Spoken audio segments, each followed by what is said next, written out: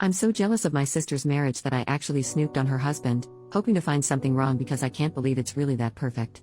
My sister and her husband, Max, have been together for around 10 years, and on the outside, they've always seemed solid. But you never really know, right? Honestly, I kind of assumed they were putting on a front, probably because I've never had a relationship that felt as genuinely happy behind closed doors. Well, now I do know. I've been staying with them for the past 3 months after my ex cheated on me, and they took me in without a second thought. Being here, I've noticed how naturally thoughtful they are with each other. They're always bringing each other little gifts, and it's just second nature to them. My ex, on the other hand, called me shallow for wanting a simple birthday gift, and it's more than just the little presents. They look at each other with this warmth that's undeniable.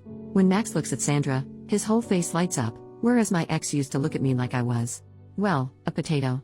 They hug each other like they've been apart for months every time one of them comes home. My ex? He'd just tell me to leave him the FCK alone to effing relax whenever he got home. They support each other's hobbies and friends as well. Max encourages Sandra to spend time with her friends, while my ex would complain endlessly about mine and even said my hobbies were a waste of time. The craziest part? I know they're actually holding back on the affection when I'm around. Once, I came home early and found her sitting on his lap while they watched TV, with him playing with her hair.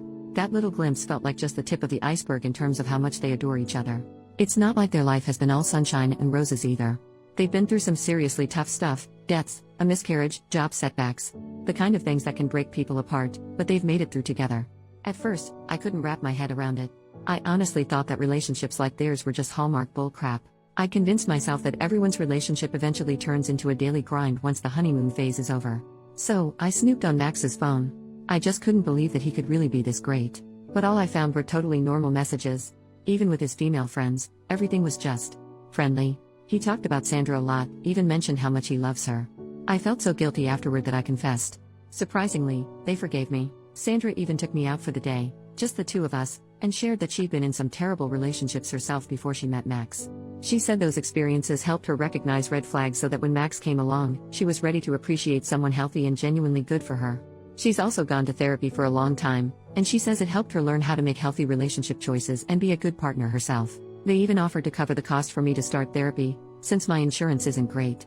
I thought that was really generous, and honestly, I feel like it's what I need. I just want to find something close to what they have. The silver lining here? Now that I know relationships like this really exist, I don't think I'll ever settle for anyone who treats me like my ex did again. Update over 1 year later. Hi. I'm the psycho who snooped in my brother-in-law's messages just because I thought it was impossible for men to be great to their partners. A lot has happened over the last year or so and I'm not sure exactly where to start, so I'm going to use a list format and just write stuff in whatever order it comes to mind. 1. I started therapy very soon after my post. My first therapist wasn't great, so my sister Sandra encouraged me to find another, and my second one was awesome. I'm still seeing him once every 2 weeks. He's helped me a lot with healing from the trauma of my last relationships and also learning how to relate to others in a more healthy way in every part of my life. He also really helped me learn how to manage bitterness and jealousy, finding the underlying causes and working on those. 2. I moved out of my sister and brother-in-law's house after a couple months. 3. It turns out that my sister and brother-in-law were secretly very livid about the snooping, but they appreciated that I'd confessed on my own and decided to be kind and help me. They decided that if I took advantage of the help they offered and put effort into being better, they would forgive me. I didn't realize how close I was to making my sister go low contact with me. Thankfully, I did take their help. 4. I'm not upset seeing how loving my brother-in-law is to my sister anymore. I'm happy for her. 5. They became foster parents after I moved out and are now in the process of adopting a little girl they've been fostering. They are literally the perfect people to be nurturing a traumatized child. They're doing so great, and the little girl, Maddie, is doing so much better than when she was first placed with them. She's an amazing girl, and she and my sister and brother-in-law are so lucky they've all found each other. 6. I've been single the whole time. That was on purpose.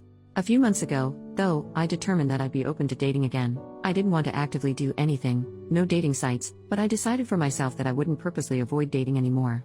And finally, a week ago, a guy I became friends with at an animal shelter I started volunteering at about 6 months ago asked me out. I said yes. Our first date was great. He's very kind.